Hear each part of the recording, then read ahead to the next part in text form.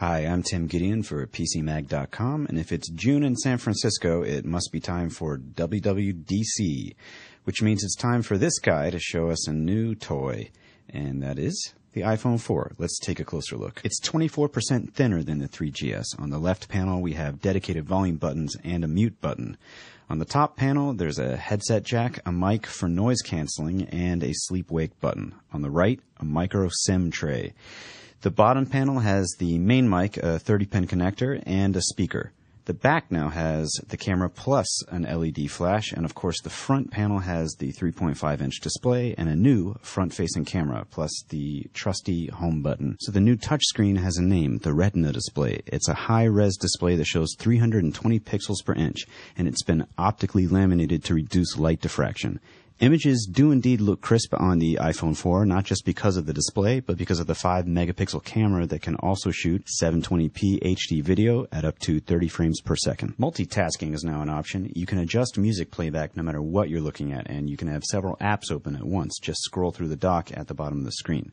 Another nice feature is this button here that disables the accelerometer if you need to do that.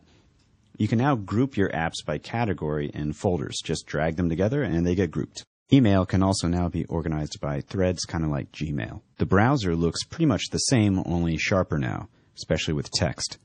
Steve Jobs proudly demoed the new gyroscope with this Jenga app. It can sense what direction you're holding the phone in and adjust the screen's image accordingly. iBooks is now on the iPhone, only with a new touch. You can view PDFs. They look pretty excellent on the high-res screen, and iBooks also has new note-making and bookmarking features. So let's talk about that camera. 5 megapixels, 5 times digital zoom, tap to focus, LED flash, but to me, the coolest feature is the new iMovie app. The software I'm using to make this very video is now an app for HD video editing on the iPhone, and like the computer software, it looks pretty intuitive. Of course, most people think the best new camera feature is the front-facing lens that makes this possible. Video chatting between iPhones, or what Apple adorably calls it, FaceTime. The accelerometer also works pretty seamlessly in the FaceTime continuum. You can also adjust in which corner you'd like to have your inset for your FaceTime chat. It only works between iPhones, obviously, and it only runs on Wi-Fi right now, but I imagine it'll be a very popular feature and probably add a new horrifying dimension to drunk dialing. Just like with the iPad, these new features come to you courtesy of Apple's A4 chip. We got a rare look inside the guts of the iPhone, which means a lot of internet videos involving iPhone dissections will no longer be necessary. The battery got bigger, and thus so did battery life. Apple's numbers are usually fairly accurate, so what you see here is probably close to what you'll get, and that's pretty impressive.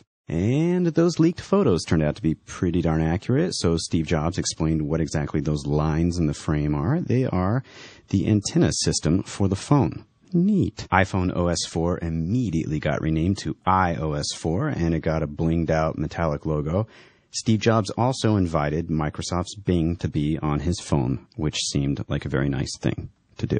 The new iPhone 4 16GB model is $199, and the 32GB model is $299, and the iPhone 3GS still kicking at 8GB and $99. Not like those prices matter because it's an Apple product and people are addicted, but will it live up to the hype? We will answer that question when we get the iPhone 4 in the PCMag labs. Until then, thank you for watching. I'm Tim Gideon. So long.